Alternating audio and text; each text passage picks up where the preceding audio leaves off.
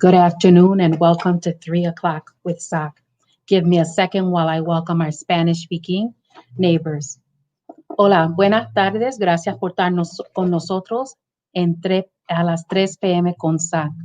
Si quieren acceso al programa en español, por favor marquen el número que aparece en la pantalla, que es 425-436-6200. Cuando le contestan la llamada, compartan el clave o contraseña, que es 627-682. Thank you for being with us. My name is Tammy Rivera. I'm the Executive Director and Lead Organizer for Southside Organizing Center, SOC or SOC, for those of you who have been around as long as SOC has been, which is now 30 years this year. I want to first of all, thank my team. I have been off. We were all off on Monday, so thank you for allowing us that day. And then yesterday, the team went solo without me, and I'm very appreciative of the time off and just proud of them for doing a great job. And so I want to thank Gabe and Taylor for moderating, and Marisol for production, and Edith and Marlene for making sure all the coordination took place, and Andrea for the Facebook comments, and the entire rest of the team for being here for you, as we have been since the pandemic started virtually. We've been here for you. We haven't missed a day. You can reach us in all the ways you have, with the exception of in person, and we look forward to when we can do that again. But you can continue to call us at 672-8090. Again, that's 414-672-8090. And you can email us at soc@socmilwaukee.org. We also have a Facebook page, and we have an entire page dedicated to resources, information, and action you can take in response to coronavirus. So please do take advantage of that information that's there for you. I want to make sure, I hope you had a great Memorial Day. I hope you had a safe Memorial Day, and wanting to just once again give our thanks and prayers and gratitude to all the military personnel who gave it all, who gave their life, and their families who gave that sacrifice as well. We have not forgotten, and we want to make sure to lift that up. The other thing I want to highlight for you all is to remind you that we have a all-win daily survey that gets folks a free gift card. And so if you're watching, please fill out our survey. And every day we give out a $25 gift certificate. And this is a three-way win, because we need to demonstrate to our funders that we're getting your feedback, and we want to improve the work that we do for you and with you. And then you get a $25 gift card in these challenging times economically. And the gift cards are to local businesses who support SOC or are doing a great deed during this time. So it's a three-way win, and it only takes a couple of minutes. You give your information, and then you let us know, was the information we shared helpful to you? And then you give us what you appreciate about the form and what you would like us to change, and any thoughts on new things you want us to cover and do. So please do that. The survey is in the comments section, and all you have to do is click on it, and then it takes you right there. It's super, super easy. I want to say a couple of hellos. Hola, Jetty. Jetty's Faith. Hola, Chino is here as well. Great to see you guys. And then I want to share with you, you don't want to miss the rest of the week. Today, we have the President of the Common Council, newly elected Chevy Johnson. Tomorrow, we have our Lieutenant Governor, first time on the forum, Mandela Barnes. And Friday, first time on the forum as well, we have our MPS Superintendent, Dr. Keith Posley. And I'm sure you want to know what's happening at the state, and I'm sure you all want to know what's happening with MPS for the summer and gearing up for the fall and the referendum that was just voted on in the spring election. So you want to be back with us every day. We've listened to you. You said you appreciate in the surveys, you really appreciate when we bring subject matter experts and people who are in positions of power. So we've increased that effort. And you wanted the forms to be a little shorter, so we're working on that as well. We generally run an hour, and now we've tried to push back to 45 minutes, and we'll be working on making that even shorter. Hola, Cristela. Hola, Rocio. Good to have you with us. Um, Today, I want to share and remind us all that SOC creates a safe space for our Southside residents to have a voice and a vote and a vehicle to organize. And then sometimes, because of the type of organization we are, or because we have different views as an organization or restricted views, we can't always sign off on the things that are shared here. So we have to share with you a disclaimer. And the disclaimer is this, that the views and opinions shared on the program aren't always those that SOC endorses or holds. It doesn't mean we oppose them. It doesn't mean that we support them. It's just that we're creating the space. And so please know that. Very excited to invite on our special guest, our featured guest for this forum, which is our newly elected president of the Common Council, Chevy Johnson.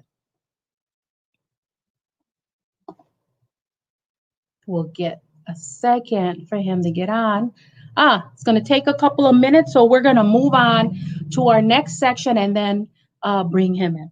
And so you all had the opportunity to meet one of my newest staff. I think she's my newest staff, or our newest staff, Marlene Zaran. And she introduced herself a little bit, but I'd like her to come on and talk a little bit more about herself and the work she's doing. President Johnson is with us, so we're going to go back. Bring on President of the Common Council, Chevy Johnson. Hello, Tammy. Hola. Hello. Hola, President Johnson. So happy you're with us. Thank you. Thank you. I'm glad to be here. I'm sorry. I'm just trying to get my tripod set up. So bear with me. No worries. We're all in this new virtual world together. There's mercy and grace needed both ways. Trust me. I'm just glad you're here. Congratulations again for being reelected and being elected as the president of the Common Council. We have about 25 minutes. And so I'd like to give you an opportunity. There's so much to talk about. I have to have you back. But let's talk about just helping folks on their top critical issues first. So what can you tell us about property tax assessments and appeals for those? Let's start with some heavy stuff, and then we'll get into some other things. Okay, sounds good. Well, first of all, again, thank you for having me here. It's a pleasure to be on 3 o'clock with SOC. I know the work that SOC has done over the years on their South Side, organizing neighborhoods over there. Great work, and I've always been a fan of yours and a fan of the organization, so great work on that. And thank you everybody who's watching right now for tuning in. All of us are trying to adapt to this new virtual world, and in order for us to keep on going the way that we were, we need to have the ability to be somewhat flexible in terms of how we engage with folks like me and other folks as well. So in terms of the property tax assessments, yes, certain parts of the city, not all, but some places did see a tremendous spike. The city overall did see a spike in assessment value after the revaluation period was over. My personal home property actually went down a few $1,000s. I know that a number of folks' properties throughout the city went up. And when I say went up, I mean went all the way up. I heard some reports that some people basically added a house to the value of their house, meaning in another way that it was their house became doubly, it doubled in value, should I say. And for some folks, they say it was a short period of time from the initial valuation period of their house to a doubling. And that was very troubling for members of the Common Council. And I hope that folks who are on the call did see that there was some pretty swift action by members of the council. All of us, I believe, signed on to a letter to encourage for the opportunity for the county treasurer to allow for hardships in light of coronavirus. But in terms of this issue right here, we did reach out to the city assessor and asked the assessor to come before the Judiciary and Legislation Committee, which he did, and explain the process by which this happens every single year. That was happened. There was also a letter that was sent over to the Board of Review, which is basically the body that hears constituents when they have issues in terms of their property tax, when they have their property assessments, when they want to appeal those things. You can go before that body and file an appeal. That was successfully heard by the Board of Review, and the deadline to make an appeal for that was extended from May 18th until June 8th. So we have seen some positive action on that. We got some answers directly from the assessor, and cleared some way for residents in the city of Milwaukee to continue to appeal those valuations all the way until the beginning of next month, rather. Yeah, that's important. We're very grateful for the action that's taken, and we definitely have gotten calls about that. And so we're trying to walk alongside residents to go ahead and go before the board and make an appeal. Thank you for that update. The other critical issue that's very important to folks right now is that the eviction moratorium is over starting June 1. And what can you tell us about what's happening with that? Yeah, thank you. And what I've tried to do is use this office as common council president in order to inform the community when things are changing on a citywide scope like that. I know that you talked about the moratorium, that's met its end here. But I want to just take a moment just to piggyback and talk about the issue that was raised in terms of the National Guard testing site over at Midtown Center. Folks are aware there at least were two such sites in Milwaukee. One in my district, actually, at Midtown Center on the northwest side, and the other site being at UMOS on the south side. And the site at Midtown Center was paused, and that gave people a lot of heartburn because of the stories around coronavirus and its impacts on the African American community. We're starting to see as time goes on, obviously, that there's spikes on the near south side in the Latino community. So I've used this office to try to educate the community that on issues like this. So even though the National Guard has stopped their testing at Midtown Center, people can still get tested at Midtown and a number of sites as well throughout the North Milwaukee. Advocate Aurora Healthcare, for instance, is one of our partners and making sure that people can still get free testing at that location. In terms of the eviction moratorium ending, I, again, have tried to use this office to provide some education to the community about that. So when I became aware of the program, the RAP program that's being sponsored by the state government with money from the CARES Act, I immediately put that out in a release letting folks know that there's going to be a rental assistance program that's offered by the state. Governor Evers is spearheading that along with the Department of Administration under the leadership of Joe Brennan. So that, I think, is the big piece of the puzzle that folks should be looking out for right now, is the direct assistance that state government will be able to provide using funding from the CARES Act to help people who may be facing some sort of hardship in terms of eviction after the moratorium is done. That's good to know. And I know earlier in a forum, we heard one of our staff who's been part of the housing coalition locally saying that if folks need some help navigating rental problems, that they should call community advocates. And so we'll make sure that we put that in the live comments again, just so that they have some advocacy and some support in understanding all these changes. We have a comment here from a person I think you'd love to hear from one of our staffers. He went to Lincoln Avenue, MPS. Hi, Cavalier Johnson. Thanks for coming on the forum. I did go to Lincoln. It was one of the many schools that I went to, and I really enjoyed my time there. As a matter of fact, in this world, I actually was reconnected with my 5th grade teacher just a couple of days ago from Lincoln Avenue. Oh, shout out to Lincoln Avenue. Thank you for sharing that, Travis. President Johnson, talk to us now a little bit about the role of an alder person. We're always sharing. It gets confusing for the folks, like what's the difference between an alder and a county supervisor? So talk to us a little bit about that role and then the common council, and then we'd like to know more about your specific role as president.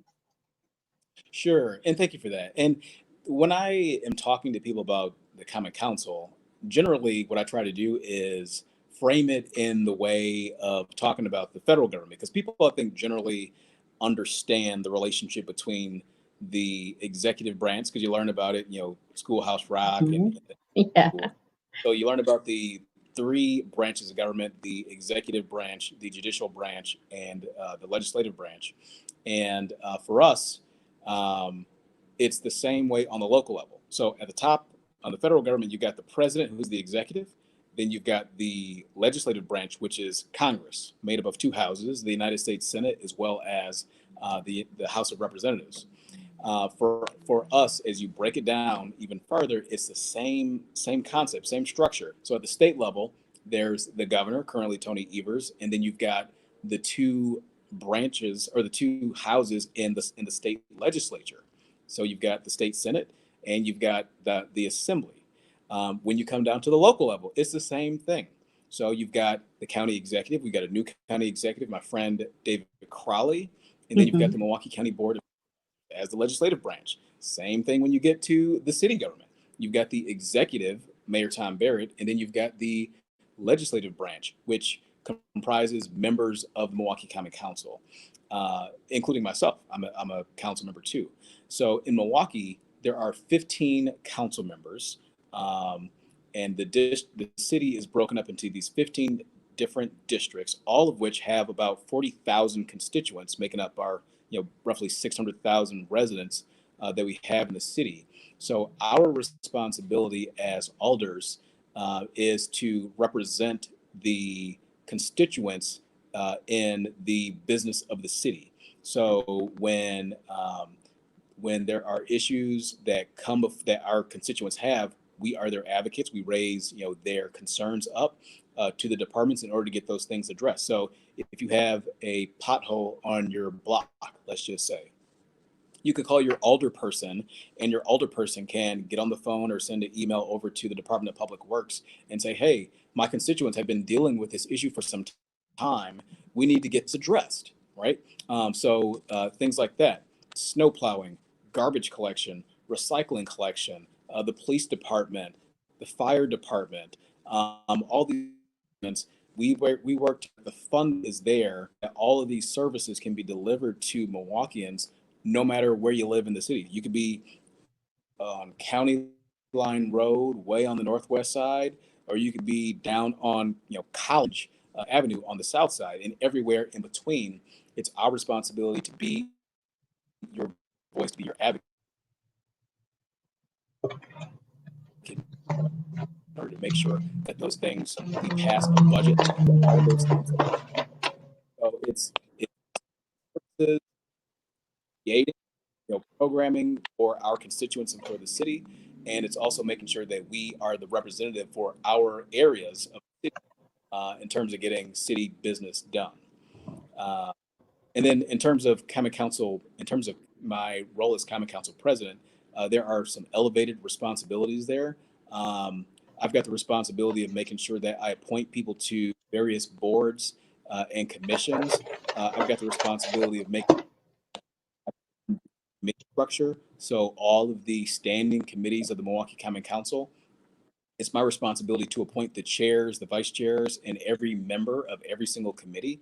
Um, I would have the responsibility, in the event that Mayor Barrett were to not be able to perform his functions as mayor, or to resign from office. As council president, it's my responsibility to fill in as acting mayor. And we saw that happen not terribly long ago. In 2004, a long-serving mayor, John Norquist, resigned after being in office since 1988, and the president, then Marvin Pratt, filled in as acting mayor. So those are some of the responsibilities I have in this position.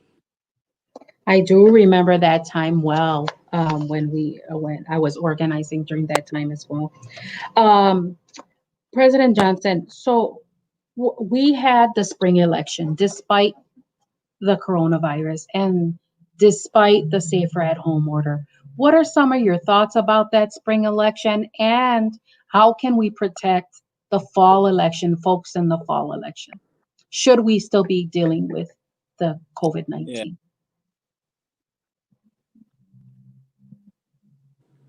thank you. We were breaking up just a touch there, so I Mm-hmm. think that I got the gist of your question. You were asking about the coronavirus and the Yeah. impact on the spring election and what are we doing for the fall election. Is that correct? Yeah. Yes. Yes. Your thoughts on the spring election and then protecting the fall. Should we still have this issue? Right. Well, I mean, sitting where I am now, obviously, and I would hope that this would be the case for anybody who thought that it might be a good idea to continue on with the election as planned, um, including people in Madison who ultimately forced that election to, transpire in the state legislature. I think that hindsight being 2020, hopefully anybody in any position, any elected position, would come back and say that was not a good idea to do. It's not a good idea to have an election in the middle of a pandemic where people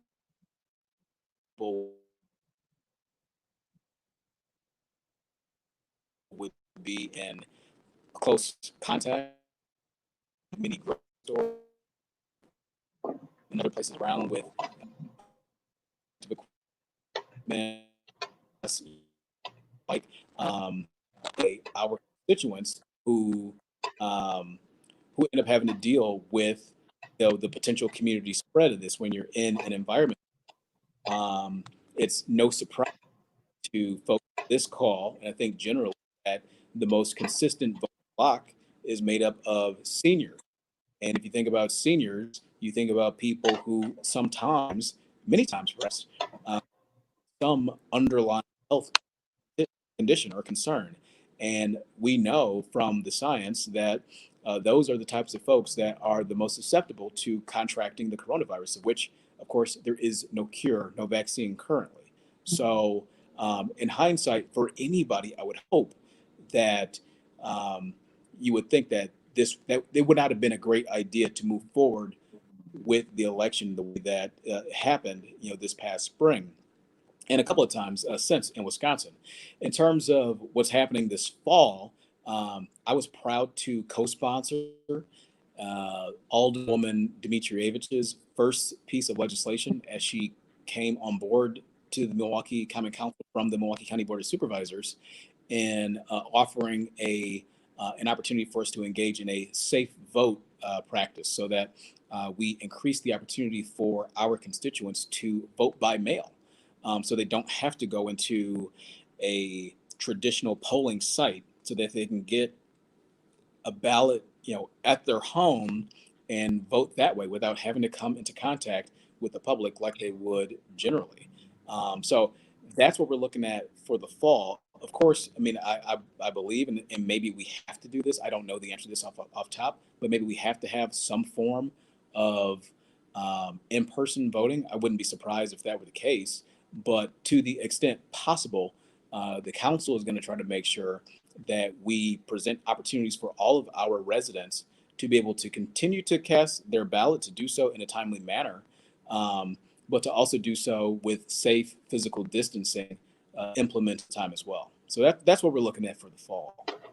Yeah, we were really happy to see the action that was taken and that you all signed on and that it was passed the safe vote measure. We're gonna see what our viewers have to say and if they have any questions. And then I have one last note for you. Hola, Rocio. Hola, Cristela Juarez, city employee, known well. Hi, Cindy Martinez. Hola, Mariana Martinez, Carlos Schmidt. We're all fans of Tammy and Sock. Not all the time, but most of the time. Sometimes I can be dos muchos. Um, If you have any question for President Johnson, this is the time to ask. You have any questions about what alderpersons do, what the Common Council, any city issues you want to talk about, this is the time. We didn't get to talk about this, but it occurred to me. I mean, I didn't, um, prime you for this one, but we know recently in the nation there was the death of another community member, African American man. And so it just reminded me of the work that we're doing locally. And so we just want to send our thoughts and prayers to the family of George Floyd. But it reminded me, President Johnson, that we have to continue to strengthen our police and community relations here in Milwaukee. And so I don't know if you know this, but SOC is an appointed member of the Collaborative Community Committee that was taking the work of the Department of Justice, continuing that work locally. And I know that we're wanting to we're waiting for that renewal to happen at the Common Council and to get going. And so, you have any thoughts about that, the community police relations or the incident that happened in the nation that took the life of George Floyd? Yeah, and we're continuing to have some of I'm the issues that we were sorry, talking about before. But the sound. no, it's okay. I think I got the gist of your line of questioning there regarding the community collaborative committee. SOC is an appointee to that, Mhm. and want to see what sort of direction that's going to take under my presidency.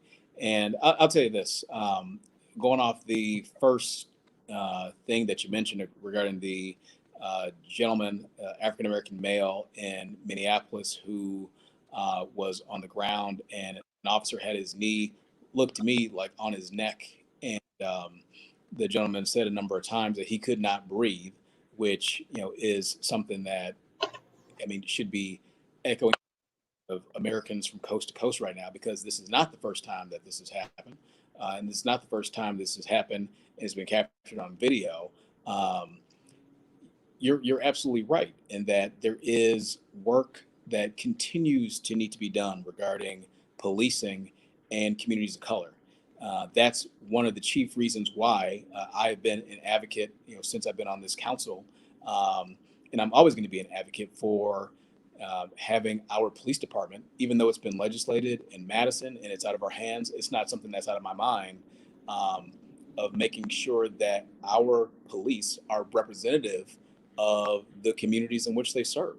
I think it's critically important that our police department looks like the people of color in this city that they police. I think it's critically important that the people who work with badges and guns, protecting our community, policing our community, have some background in our community. I think it's critically important that the police department members are people who come from here, who know these neighborhoods, who have relationships. Because my view is that, farming folks in from other parts of the state or other parts of the country that don't have, the experience of living in the conditions in these neighborhoods and don't know the interactions between people in these neighborhoods, I think it spells disaster. So I've been an outspoken advocate for the residency rule as it is to be changed, because I think officers should live here. I think all employees of city government should live here. Agree. Um, Stop that, especially in this role as Common Council president too. So in terms of the CCC, when I came into office, I had a lot of responsibility to appoint people to boards and commissions. I think I mentioned that at the top here, and that hasn't stopped. There's still a lot of work to Yeah. go on that. And the CCC is not one that has snuck by me. I know it's very, very important, and we're going to work to make sure that we get that back up and back running in due time. Here is just I've been taking things as they have come to me, and I know that that's one that is certainly on the docket. So stay Great. tuned for the CCC. Yeah, we'll look forward to that. We're going to do a segment on that. We haven't, we had our community meeting sharing the results of the work that we did. And as soon as things start up again, maybe we'll have you back in and we'll dig in to that continued work. We want to say hello to Dulce, who joined us as well. And so we want to thank you for your time, President Johnson. Congratulations again. We look forward to having you back. Gracias, con mucho gusto. Well done. Well done. Grateful to have our leadership willing and wanting to be accessible for you all, and we'll continue to do that. And now I will ask for our coronavirus coordinator, Marlene Zaran, to join me. Hola, Marlene. Hey. And so she tiny bit introduced herself, I understand, but I really would like you to get to know her. She has joined our team, super excited about her and the skill set she brings, but also she's tackling as well, coordinating the forum because it's really a response to the coronavirus, the reason that we're here. And so grateful for her. She's in her, onboarding time and training on. But Marlene, talk to us about your ties to the South Side and your sort of family background and then your preparation, your training and experience in school. Yeah, for sure. Again, I'm grateful to be here, and this is a great opportunity. I definitely connect with the South Side, and I want to help out in the community because I've been living on the South Side majority of my life. My family immigrated here when I was 8 years old from the West Bank of Palestine and the Middle East. And we came to Wisconsin and we lived on the south side of Milwaukee. Through living here, I saw all of the disparities and issues that need to be fixed. So when I graduated from my bachelor's degree of biology at the University of Wisconsin-Milwaukee, I joined Public Allies, and I was placed at Walker's Point Community Clinic, where I did several programs there with different communities of color. And then I realized that there's a macro level of issues that are present in Milwaukee, and that can be fixed with public health. And so I applied to grad school and I completed a master's degree in public health. And now I'm back here and I'm ready to help out and, improve any issues that we have on the South Side. Yeah, we're so grateful to have you. We'll be talking more in the days to come about our special initiatives. As you all have heard, we immediately put up a coronavirus information resource page. We immediately started these forums as soon as we could get up and going and bringing you coronavirus updates. We've done special features. We have a project coming up in partnership with 16th Street Community Health Clinic, targeting the Latino AX Spanish-speaking community, and so and lots more. This COVID-19 pandemic and the results will be with us for a long time, and we want to make sure that we're working with our residents, our fellow residents, to tackle this. And it's going to be a while, even after we can get together, there are going to be results. So I'm going to turn it over to you. You can introduce the interview you did that I'm very excited to share with our residents. Yeah. Okay, so I have a connection at the University of Michigan, Ann Arbor in the epidemiology department. Her name is Lisa Mayer, and I recently interviewed her on Monday. And she's a researcher at the University of Michigan School of Public Health. She's a part of a research group that typically studies respiratory virus epidemiology and influenza vaccine effectiveness in different communities of color in southeastern Michigan, but they've recently switched over their focus to COVID-19. So they study individuals who are hospitalized with COVID-19 to learn more about who's affected, what their symptoms are, how long they're sick, how sick they get, and which treatments may help them heal faster. And they share this data with the CDC, the Centers for Disease Control and Prevention, and help inform their COVID-19 response. So now I have a video that is going to play about Lisa Mayer. She's going to talk about the effects of COVID-19 on the immunological system and how it's different from the flu. Hi, everyone. So today I have with me Lisa Mayer from the University of Michigan, Ann Arbor. She studied and graduated with her master's in public health, specifically on the epidemiology route. She's currently studying respiratory virus epidemiology and influenza vaccine effectiveness in different communities in southeastern Michigan, but recently they've been focusing on COVID-19. Lisa, please give me a little bit more detail about yourself and your role and your line of work. Sure. So like Marlene mentioned, I have my master's in epidemiology from the University of Michigan, where I studied respiratory virus epidemiology.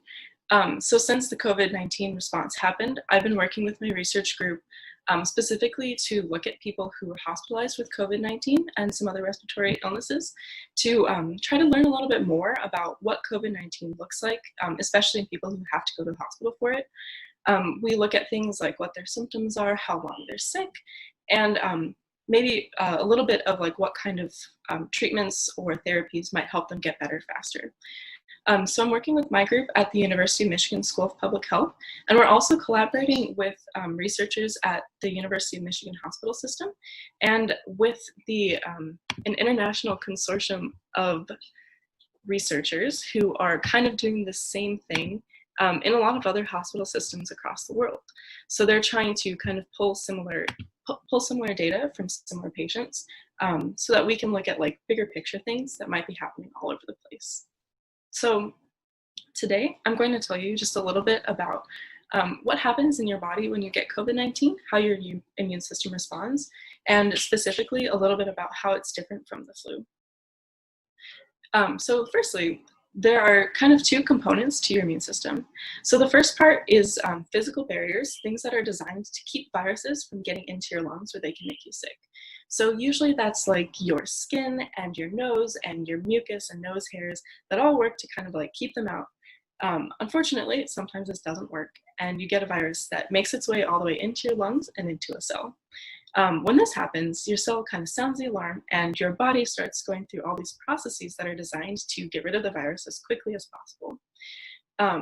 This is usually the part where you have symptoms. So you get a fever and a cough, and that's all part of your body trying to get rid of the virus. And normally this works pretty well. So you know you've gotten a cold, you feel kind of crummy for a couple of days, but most people will get better soon. And that's actually true for a lot of people who get COVID-19 as well. You'll feel sick for a while, but a lot of people do get better on their own. Unfortunately, since COVID-19 is caused by a virus that's totally new, sometimes your body is not that good at fighting it off. So it's not as good as finding it and getting rid of it. And unfortunately, sometimes in that process, it can cause damage to parts of your lungs and to other parts of your body that can make you really sick. So if it damages your lungs or your heart or your kidney, that's a lot of the time when people have to go to the hospital to get special treatments so that they can feel better. Another kind of interesting thing about COVID and the immune response is that some people are getting this like weird clotting, which you might have seen in the news. So blood clots are what happen when kind of parts of your blood clump together and they stop blood from flowing. So normally its job is to, bring nutrients and oxygen to all your cells, and a blood clot keeps that from happening. And sometimes you want that. Obviously, if you get a cut or something, you want it to clot so you don't just bleed forever. But if it happens in your brain or in your heart, it can make you really sick.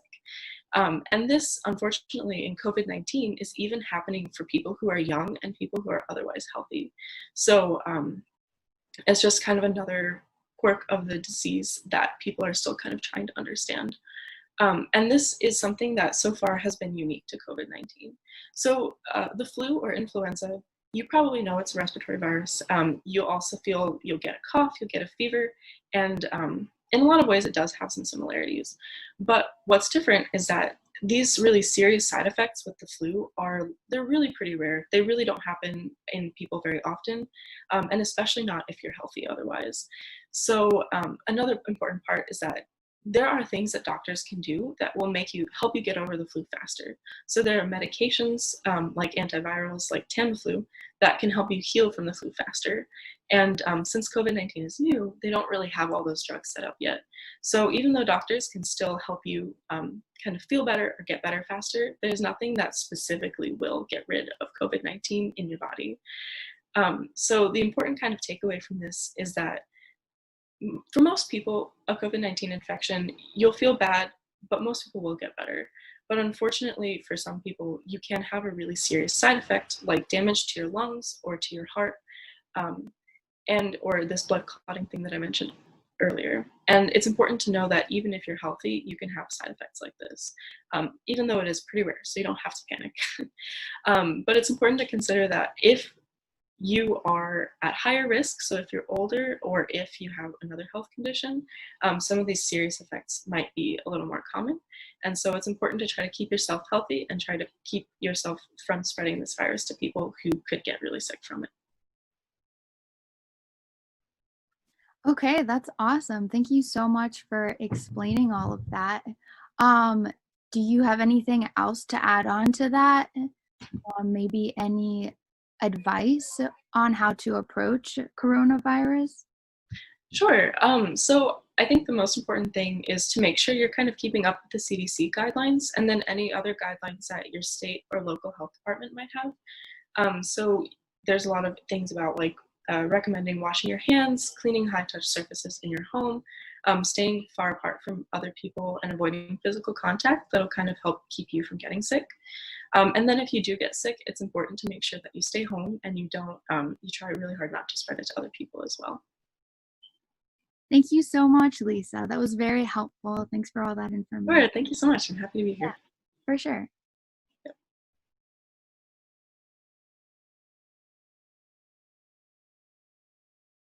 For giving us that update. Do you all have any questions that you still want answered about COVID-19 in general, or its symptoms, or the consequences?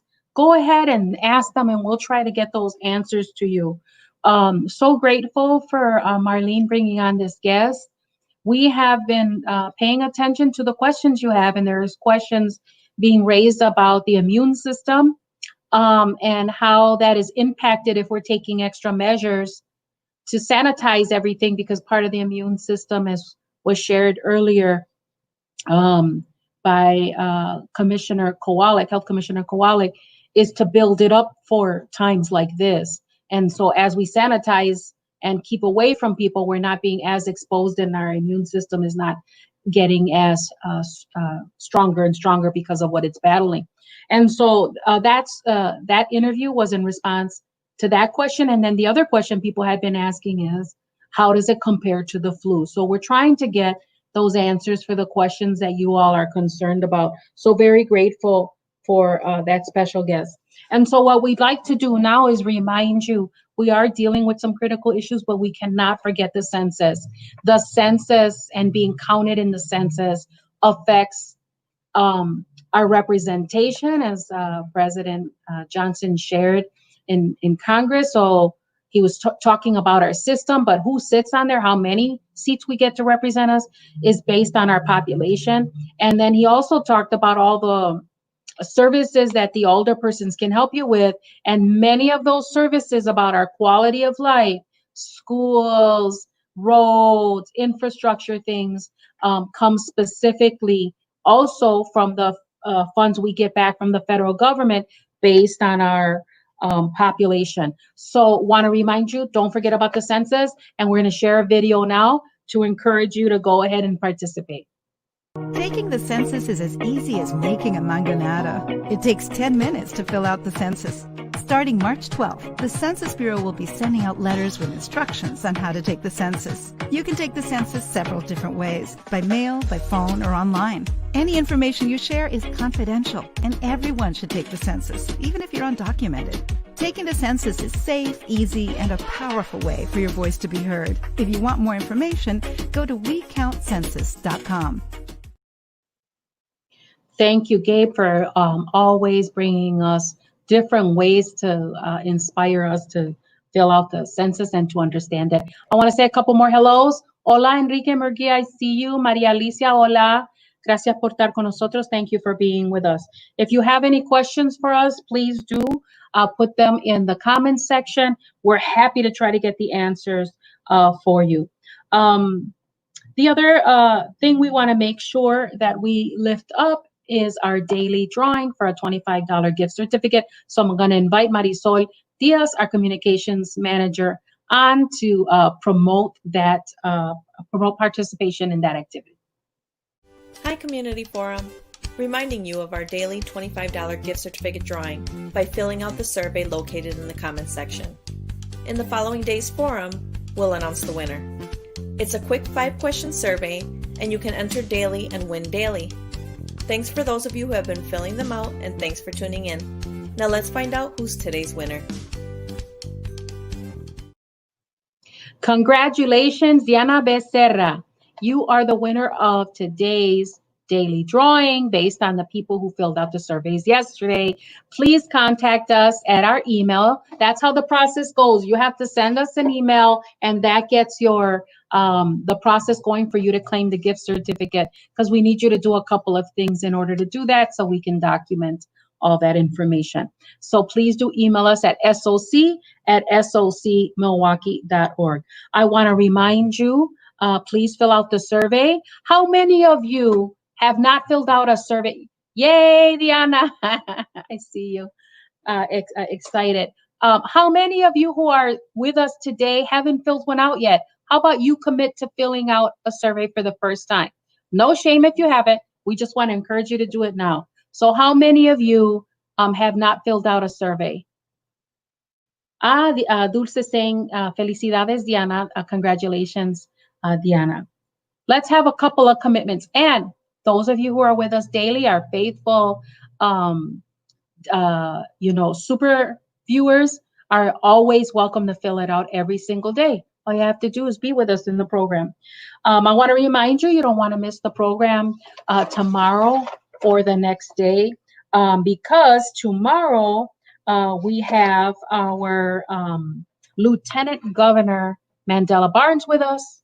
And on Friday, we have our MPS Superintendent, Keith Mosley. So you want to know what's happening at the state level, Lieutenant Governor Mandela Barnes can answer your questions. And we certainly want to know what's happening with MPS over the summer, in the fall, and the referendum that took place from the spring election. So you don't want to miss that. There are two things I want to say before I thank our funding partners. One is, tragically, another community member nationwide has been killed by a police officer in Minneapolis, George Floyd. And so these are the things we want to tackle as community to prevent from happening locally and nationally. And so our prayers and thoughts, and hopefully our action is going to follow up that tragic, unnecessary tragedy. And our prayers and thoughts are with the Floyd family and friends. The other thing we don't want to forget is that many of you are going through hard times because of the coronavirus economically, or you've had someone or have someone who's ill with coronavirus, or someone who passed, and we just want to send out a hug, say our thoughts and prayers are with you, and we're here for you if there's anything that we can do to help you and your family connect to whatever information or resources that you need. We're very thankful for you all joining us, being with us, and thankful that we can serve you during this time. And so part of the reason that we're here is because of our financial partners. And we have partners in all ways, our resident leaders who run resident associations and their members, our strategic partners, our collaborators, but also our funders who've made it possible for us to bring programming and services to you, and to be here during the coronavirus time in the different ways that we had to figure out. So with that, I'd like to leave you, invite you back tomorrow at 3 o'clock with SOC to say thank you and be safe, and leave you with our thank you for our funding partners. Hello, SOC viewers. My name is Jordan, and I am a member of SOC's Gold Institute. We would like to thank everyone for supporting our 3 o'clock with SOC live show and for completing our SOC survey. In addition to thanking our residents for tuning in and sharing our show, we would also like to thank the following sponsors: Wisconsin Voices, Community Development Block Grants, NEO Philanthropy State Infrastructure Fund, Movement Voter Project, Catholic Campaign for Human Development, Zilber Foundation, City of Milwaukee Office of Violence Prevention, Tides Foundation, City of Milwaukee Promise Zones, and all the faithful individuals who support SOC through their personal donations. Thank you.